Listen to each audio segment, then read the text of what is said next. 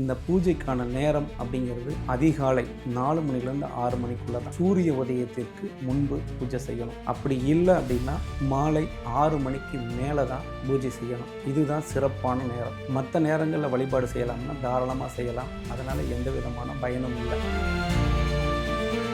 பெரும்பாலான இடத்துல என்ன கேட்குறாங்கன்னா, நாங்கள் நான்வெஜ் சமைக்கிறோம், ஸோ கிச்சனில் பூஜை அறை வைக்கலாமான்னு கேட்குறாங்க. தாராளமாக வச்சுக்கலாம். பிச்சை எடுக்கிறது அப்படிங்கிறத வந்து இன்றைக்கி வந்து ப்ரொமோட் பண்ணுறாங்க.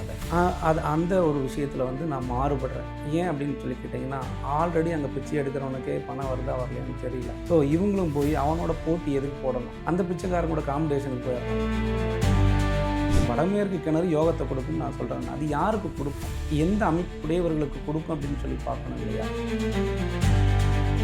வடமேற்கு தவறு இருந்துச்சுன்னா அவங்க என்ன பண்ணுறாங்கன்னா, வெளியூர் வெளிநாடு பயணப்படுறாங்க. அவங்களோட லைஃப் ஸ்டைல் வந்து ஹைஃபையாக இருக்கும். லைஃப் ஸ்டைல் நீங்கள் வடமேற்கு தவறாக இருந்தால் தான் ஹைஃபையாக இருப்பாங்க. நீங்கள் எங்கே வேணும் செக் பண்ணி பாருங்கள். பொதுவான விதி அப்படிங்கிறது உச்சவாசல் கொடுங்க, நீச்சவாசல் வேண்டாம் அப்படிங்கிறது. அப்புறம் கிழக்கு பக்கம் வடக்கு பக்கம் வந்து வெளிச்சமாக இருக்கட்டும்ங்கிறது. அதே போல் வீட்டுக்கு அருகில் வந்து தென்மேற்கில் வந்து கிணறு வேண்டாம் அப்படின்னு சொல்லி சொல்கிறது. வடமேற்கில் கிணறு. பரிகாரங்கள்னால தீர்வு கிடைக்குமான்னா 100% தீர்வு கிடைக்கவே கிடைக்காது.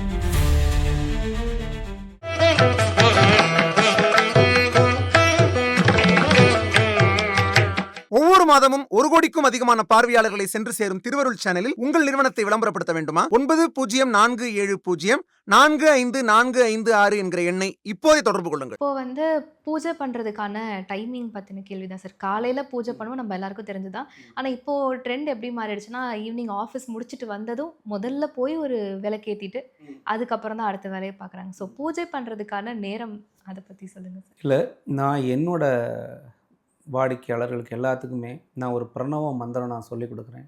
அவங்க எல்லாருமே அதை செஞ்சுட்டு வர்றாங்க. அது செஞ்சதுலேருந்து ரொம்ப ரொம்ப சிறப்பாக இருக்கிறாங்க. என்னென்னு பார்த்தீங்கன்னா, இந்த பூஜைக்கான நேரம் அப்படிங்கிறது அதிகாலை 4 மணிலேருந்து 6 மணிக்குள்ளே தான். சூரிய உதயத்திற்கு முன்பு பூஜை செய்யணும். அப்படி இல்லை அப்படின்னா மாலை 6 மணிக்கு மேலே தான் பூஜை செய்யணும். இதுதான் சிறப்பான நேரம். மற்ற நேரங்களில் வழிபாடு செய்யலாம்னா தாராளமாக செய்யலாம். அதனால் எந்த விதமான பயனும் இல்லை. இதில் என்ன சொல்லுவாங்கன்னா, இதில் வந்து ஒவ்வொருத்தரும் ஒவ்வொரு விதமான கருத்துக்களை பகிர்றாங்க. அது ஜோதிட ரீதியாக ஒரு சில நேரங்களை கொடுக்குறாங்க. அதற்கும் பூஜைக்கும் சம்மந்தம் இல்லை. ஓகேங்களா? அதனால் நீங்கள் வீட்டில் பூஜை அறையில் பூஜை செய்யணுன்னா அதிகாலை அல்லது மாலை 6 மணிக்கு மேலே தான் ரொம்ப ரொம்ப சிறந்தது. கோயில்களுக்குமே அதே போல் தான். நீங்கள் அதிகாலையில் போய் தரிசனம் செஞ்சீங்கன்னா நிச்சயம் நீங்கள் நினைத்தது அனைத்துமே நிறைவேறும். நீங்கள் மகிழ்ச்சியாக இருக்கிறீங்க, தெய்வத்துக்கு நன்றி சொல்லணும் அப்படின்னீங்கன்னா மாலை 6 மணிக்கு மேலே போங்க. இல்லை கடன் தொல்லை, நம்ம வந்து ஏதாவது திருமண தடைகள், கோர்ட்டு கேஸ் வழக்குகள், ஆரோக்கிய குறைபாடுகள் இருந்துச்சுன்னா அதிகாலையில் தெய்வ வழிபாடு வச்சுக்கோங்க. 100% நல்ல பலனை ஏற்படுத்தி கொடுக்கும். நீங்கள் நானும் கோயிலுக்கு போகிறேன் அப்படின்னு சொல்லி பஸ் ஏறி போய் மத்தியானத்தில் ஏதாவது ஒரு 10 மணிலேருந்து சாயங்காலம் வரைக்கும் போகிறது எந்த விதமான பலனை கொடுப்பது இல்லைங்க. இது எங்களுடைய அனுபவத்தில் நாங்கள் சொல்கிறது தான். உங்களுக்கும் அந்த மாதிரி அனுபவங்கள் இருந்தாங்கன்னா நிச்சயமாக கமெண்டில் பதிவிடுங்க. சார், இப்போ பூஜை அறை அப்படின்னு கேட்குறப்போ நீங்கள் வந்து இந்த இடத்துல தான் பூஜை அறை இருக்கணும்னு சொல்லிட்டீங்க. அதாவது அந்த திசையை சொல்லிட்டீங்க. ஆனால் இப்போ நிறைய பேர் பண்ணுறது என்ன அப்படின்னா, ஒன்று படுக்கை அறையில் வந்து பூஜை அறை ஃபிக்ஸ் பண்ணுறாங்க, இல்லைனா கிச்சனில் ஃபிக்ஸ் பண்ணுறாங்க. ஒரு 2 ஷெல்ஃப் மட்டும் பூஜை அறைக்கு இருக்கட்டும் அப்படின்னு சொல்லி. அந்த மாதிரி பண்ணுறது சரியா சார்? இல்லை, இன்றைக்கி இட பற்றாக்குறையினால அப்படி வச்சுக்கிறாங்க. ஸோ வந்து முடிஞ்ச அளவுக்கு படுக்கை அறையில் பூஜை அறையை தவிர்க்கிறது தான் நல்லது. கிச்சனில் தாராளமாக வச்சுக்கலாம். ஏன்னா கிச்சன் அப்படிங்கிறது பெண்களுக்கானது தான். ஸோ அந்த இடத்துல வச்சு பூஜை பண்ணுறதுனால எந்த விதமான தவறும் இல்லை. பெரும்பாலான இடத்துல என்ன கேட்குறாங்கன்னா, நாங்கள் நான்வெஜ் சமைக்கிறோம், ஸோ கிச்சனில் பூஜை அறை வைக்கலாமான்னு கேட்குறாங்க. தாராளமாக வச்சுக்கலாம். அதனால் எந்த தவறும் இல்லை. ஏன்னா நான்வெஜ் சாப்பிட்றது நம்ம உடம்புக்குள்ளே தான் போகுது. நம்ம உடம்போட நம்ம மனதோட தொடர்புடைய தான் அந்த வீடு. ஸோ அதனால் நீங்கள் தாராளமாக கிச்சனில் வச்சுக்கலாம். எந்த விதமான தவறும் கிடையாதுங்க. அப்புறம் இன்றைக்கி என்ன பண்ணிடுறாங்கன்னா, இந்த பூஜை அறை அப்படின்னு பேசுகிறப்ப இன்னொரு தகவலையும் நான் உங்கள்கிட்ட சொல்லணும்னு ஆசைப்பட்றேன். இன்றைய காலகட்டத்தில் பெரும்பாலும் இப்போ சமீபத்தில் நடந்த விஷயம் இது. ஒரு ஜோதிடர்கிட்ட ஜோதிடம் பார்க்க போயிருக்கிறாங்க. அவர் என்ன சொல்லியிருக்காரு அப்படின்னு சொல்லி பார்த்தீங்கன்னா, நீங்கள் போய் மடி பிச்சை எடுங்க அப்படின்னு சொல்லியிருக்கிறாங்க. ஏன்னா நிறைய பிச்சை எடுக்கிறது அப்படிங்கிறத வந்து இன்றைக்கி வந்து ப்ரொமோட் பண்ணுறாங்க. அது அந்த ஒரு விஷயத்தில் வந்து நான் மாறுபடுறேன். ஏன் அப்படின்னு சொல்லி கேட்டிங்கன்னா, ஆல்ரெடி அங்கே பிச்சை எடுக்கிறவனுக்கே பணம் வருதா வரலையான்னு தெரியல. ஸோ இவங்களும் போய் அவனோட போட்டி எதுக்கு போடணும், அந்த பிச்சைக்காரன் கூட காம்படிஷனுக்கு போயிடுறாங்க. இது மிகப்பெரிய தவறு அப்படின்னு சொல்லி நான் சுட்டி காட்டுறேன். அப்படிலாம் அதெல்லாம் நம்பி போகாதீங்க. இறை வழிபாடு அப்படிங்கிறது 100% எந்த அளவுக்கு உண்மையோ அந்த நம்பிக்கையோ அதை மட்டும் நீங்கள் கடைபிடித்தாலே போதுமானது தான். மற்றபடிக்கெலாம் நீங்கள் வேறு எதையும் எக்ஸ்ட்ரா நிறையா செஞ்சு சாமி ஒன்று கொடுக்குமா அப்படின்னு சொல்லி கிடையாது. அப்படிலாம் கொடுக்க போகிறது இல்லவே இல்லைங்க. அப்படி ஒரு மாற்றமே கிடையாது. ஏன்னா சமீபத்தில் ஒரு வீடியோ கூட பார்த்தா இந்த மடிப்பிச்சு எடுக்கிறதுக்கு பயங்கர வியூஸ், அவ்வளோ இது போயிட்டுருக்கு. இது எப்படி பார்க்குறதுன்னா மக்களுடைய அறியாமையாக தான் நம்ம பார்க்க வேண்டியது இருக்குது. ஏன்னா பிச்சைக்காரன் கூட காம்படிஷன் ஆயிடுச்சு. பாவம் இல்லையா அவன், அவனே குடும்பங்குட்டி இல்லாத எதையோ இழந்துட்டு வந்திருக்கிறான். அவனுக்கே பணம் வருதா வரலையான்னு வரலாம், அங்கேயே தான் இருக்கிறான். அவன் திருச்செந்தூரில் பிச்சை எடுத்துகிட்டே தான் இருக்கிறான், பழனியில் இருக்கிறான். அவனுக்கே ஒரு மாற்றத்தை கொடுக்கல. நம்ம வந்து ஒரு ஹைடெக் பிச்சைக்காரனாக போய் அங்கே துணியை பிடிச்சி நின்றுட்டு இருக்காங்க. இதெல்லாம் வந்து அறியாமைன்னு தான் சொல்லணும்னு நான் நினைக்கிறேன். இதெல்லாம் மூட நம்பிக்கையாக தான் நான் நினைக்கிறேன். தெய்வ வழிபாடு வச்சுக்கோங்க. இறைவன் இருக்காருன்னா இருக்கார். அவரை வந்து சரணடைங்க, அவரை நம்பி பயணப்படுங்க, அவரோடவே பயணப்படணும், அங்கேயே இருக்குன்னு கூட ஆசைப்படுங்க, தப்பில்லை. அங்கேயே படுத்து உறங்குங்க, அவரை வேண்டுங்க, அவர் காலடியிலேயே இருந்து எனக்கான ஒரு நல்ல விஷயங்களை காட்டுங்க, வழிகாட்டுங்கன்னு நீங்கள் வேண்டுதல் வைங்க, நிச்சயமாக நடக்கும். அதற்காக வந்து மூட நம்பிக்கையெல்லாம் நம்பி பயணப்படாதீங்க. அதெல்லாம் தவிர்த்துருங்க.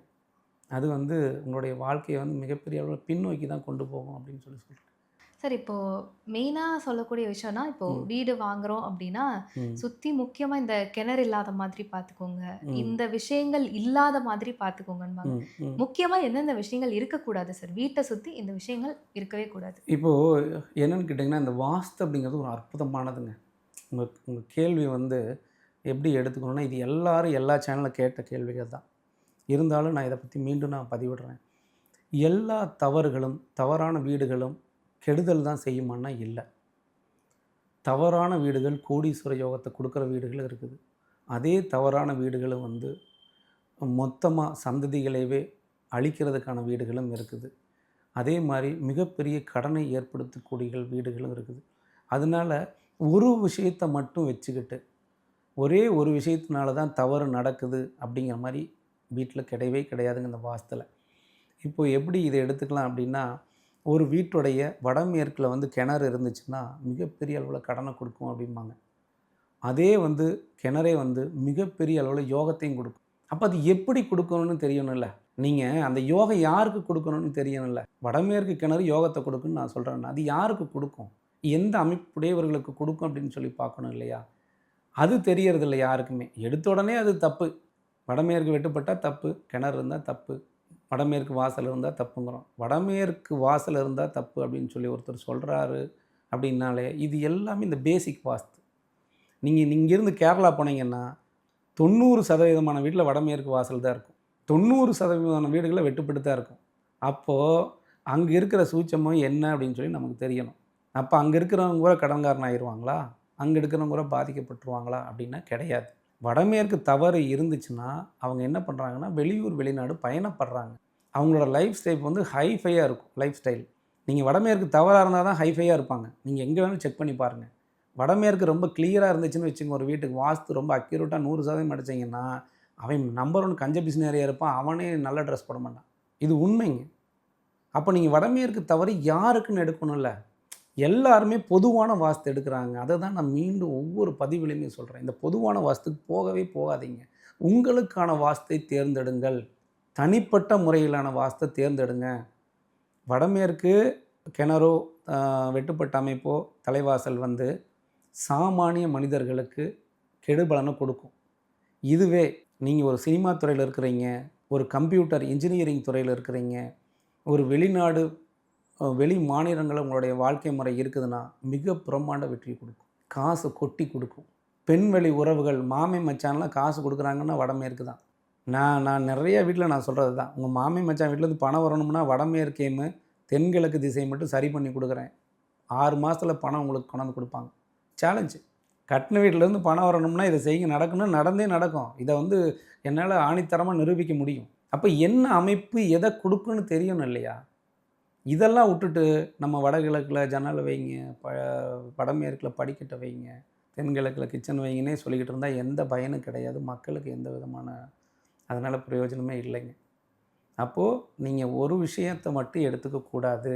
பொதுவாக வீடு அப்படிங்கிறது, பொதுவான விதி அப்படிங்கிறது உச்சவாசல் கொடுங்க, நீச்சவாசல் வேண்டாம் அப்படிங்கிறது. அப்புறம் கிழக்கு பக்கம் வடக்கு பக்கம் வந்து வெளிச்சமாக இருக்கட்டும்ங்கிறது. அதே போல் வீட்டுக்கு அருகில் வந்து தென்மேற்கில் வந்து கிணறு வேண்டாம் அப்படின்னு சொல்லி சொல்கிறது. வடமேற்கில் கிணறோ அல்லது போர்வெல் வேணாம் அப்படின்னு சொல்லி சொல்கிறது. தென்கிழக்கு பகுதியில் வந்து சம்போ அது போர்வெல்லோ வேணான்னு சொல்கிறது வந்து பொதுவான வாஸ்து முறை. இது வந்து எல்லாத்துக்கும் அப்ளிகபிள் ஆகாது. இதே நீங்கள் வந்து ஒரு எடுத்துக்காட்டுக்காக சொல்கிறேங்க. தமிழ்நாட்டில் இருக்கிற மிகப்பெரிய துணிக்கடைகள்லாம் லிஸ்ட் எடுங்க. அது எந்த துணிக்கடைகளாக வேணாலும் இருக்கட்டும். அவங்களுக்கு எல்லாமே வடமேற்கு தவறு. அப்போ தான் அந்த துறையில் வந்து இவங்க மிகப்பெரிய அளவில் வந்து ஜெயிக்க முடியும். அப்போ அங்கே போய் நீங்கள் தென்மேற்கு தப்பாக இருக்குது, இதை சரி பண்ணுன்னு சொன்னீங்கன்னா கடையை மூடிப்பட்டு வந்துடுவாங்க. அப்போ யாருக்கு உச்சவாசல் கொடுக்கணும், யாருக்கு நீச்ச வாசல் கொடுக்கணும் அப்படிங்கிறது தெரிஞ்சு கொடுக்கணும். இப்போது தென்கிழக்கு பகுதி இருக்குது இல்லைங்களா, தென்கிழக்கு நீச்ச வாசல் வந்து என்னையை பொறுத்தளவுக்கு மிகப்பெரிய அளவில் அரசியல் ஆளுமையும், அரசு துறையில் வேலை வாய்ப்பும், அரசு நாள் வருமானத்தையும் கொடுக்கும். அது அங்கே போய் கிழக்க வந்து நீங்கள் வந்து ஓப்பன் பண்ணி விட்டு கிழக்க ஜன்னல் வச்சு சூப்பராக இருக்குது, நீ இதை வந்து வாஸ்துப்படி பண்ணிட்டீங்கன்னா டோட்டலாக அவுட் ஆயிரும். அப்போது இது வந்து யாருக்கு நீச்ச வாசல் பலன், யாருக்கு உச்ச வாசல் பலன் அப்படிங்கிறத தெரிஞ்சு அமைக்கும் பொழுது அந்த வீடு 100% பலனை கொடுக்கும். பொதுவான வாஸ்து முறையை தயவு செய்து விட்டுருங்க. பொதுவான வாஸ்துக்கு போகிறதுனால ஒரு பைசா பிரயோஜனம் கிடையாது. நீங்கள் 100% வாஸ்துப்படி அமைச்சு வீட்டுக்குள்ளே உட்காந்துட்டிங்கன்னா ஒரு பைசா கூட பணம் வராது, எதுவுமே நடக்காது. உங்களுக்கான தனிப்பட்ட வாஸ்து முறையை தேர்ந்தெடுங்கள். உங்களுக்கான வாஸ்துப்படி வீட்டை, உங்களுக்கான வீடை நீங்களே அமைச்சுக்குங்க. அப்போ தான் அதில் நீங்கள் இருக்கக்கூடிய தொழிலையோ இருக்கக்கூடிய வேலைகள்லையோ மிக பிரம்மாண்டமான வெற்றியை அடைய முடியும். Okay sir. நீங்கள் ஆல்ரெடி பரிகாரம் இல்லைன்னு சொல்லிட்டீங்க. பட் இருந்தாலும் இப்போ ஏதோ ஒரு வீடு வாஸ்து மாற்றி கட்டிட்டாங்க அப்படின்னா, அந்த வாஸ்துவை சரி பண்ணுறது தான் கரெக்டான விஷயமா இருக்கும் இல்லைங்களா சார்? ஆனால் நிறைய பேர் சொல்கிறது என்ன, மாற்றி கட்டிட்டீங்க பட் இருந்தாலும் பரவாயில்ல, இந்த பரிகாரம் பண்ணுங்க சரியாக போயிடும் அப்படின்னு சொல்லி இன்றைக்குமே நிறைய பேர் அதுக்கான பரிகாரங்களை தேடி ஓடிக்கிட்டே தான் இருக்காங்க. ஸோ அவங்க எல்லாருக்கும் நீங்கள் ஒரு விஷயம் சொல்லணும்னு நினைக்கிறீங்கன்னா அது என்னவா இருக்கும் சார்? பரிகாரங்கள்னால தீர்வு கிடைக்குமான்னா 100% தீர்வு கிடைக்கவே கிடைக்காது. மந்திரங்களாலையும் எந்திரங்களாலையும் பரிகாரங்களாலையும் எப்போவுமே தீர்வு கிடைக்காது. அதற்காக நேரத்தை வேஸ்ட் பண்ண வேண்டாம், அதற்காக வந்து பணத்தையும் வந்து இழக்க வேண்டாம் அப்படிங்கிறத தான் நான் தொடர்ந்து பதிவிட்டுக்கிட்டே வர்றேன். நீங்கள் பரிகாரத்தினால ஒரு விஷயம் நடக்கணும், நல்லது நடக்கணும் அப்படின்னா, ஒரு வீடு கிரகப்பிரவேசம் பண்ணுறாங்க அப்படின்னாலே அதுவே வந்து அன்னைக்கு வந்து ஒரு ஐயரை கூப்பிட்டு அன்னைக்கு யாகம் வளர்த்தி எல்லா பூஜைகளும் செஞ்சு தானே பண்ணுறாங்க. அப்புறம் அந்த வீட்டில் வந்து பாதிப்பு அப்படிங்கிறது ஏற்படுது. அப்போ அதுவே பரிகார நிவர்த்தி தானே. அப்போ நல்லது தான் நடக்கணும். அப்போ ஏன் அந்த மாதிரி நடக்க மாட்டேங்குது? ஸோ அதனால் நீங்கள் இந்த பரிகாரத்தை தயவுசெய்து நம்பி போக வேண்டாம். நீங்கள் உங்களுடைய வீடு தான் வாஸ்து. வீட்டை சரி பண்ணால் மட்டும்தான் முடியும். அதை சரி பண்ணாத நீங்கள் தினம் தினம் கோயில்களுக்கு போனாலும் சரி, தினம் தினம் பரிகார பூஜைகள் பண்ணாலும் சரி, கோடி கோடியாக கொட்டி அபிஷேகங்கள் ஆராதனைகள் பண்ணாலும் சரி, அன்னதானம் கொடுத்தாலும் சரி, எதுவுமே நடக்காது. நம்ம ஒரு ஆறுதலுக்காக வந்து சொல்லலாம், நீங்கள் வந்து ஒரு ஏதாவது ஒரு விஷயம் நல்ல ஒரு அன்னதானத்தை கொடுங்க, இல்லை ஏதாவது ஒன்று பண்ணுங்கன்னு சொல்லி சொல்லலாம் முடிய. அதனால் அவங்களுக்கு பயன் இருக்கான்னா இல்லை, அப்படிலாம் ஒன்றுமே கிடையாது. ஏன்னா சமீபத்தில் இது நடந்ததுனால தான் இதை மீண்டும் பதிவிடுறேன். அவர் வந்து வீடு தவறு, வாஸ்து தவறு.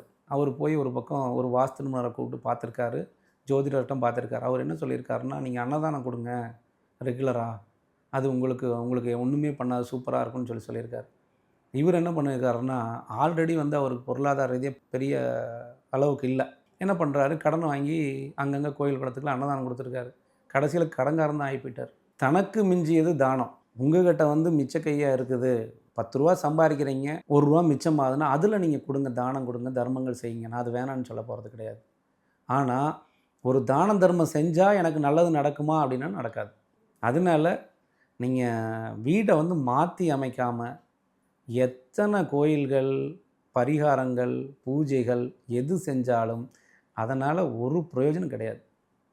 மாற்றி அமைக்கிறது மட்டும்தான் ஒரே வழி. Okay sir. இவ்வளோ நேரம் எங்கள் கூட வந்து இவ்வளோ விஷயங்களை பகிர்ந்துக்கிட்டதுக்கு ரொம்ப நன்றி சார். நன்றி. திருவருள் டிவியில் உங்களுடைய நேர்காணலும் இடம்பெற வேண்டுமா? 9047045456 என்கிற எண்ணை இப்போதே தொடர்பு கொள்ளுங்கள்.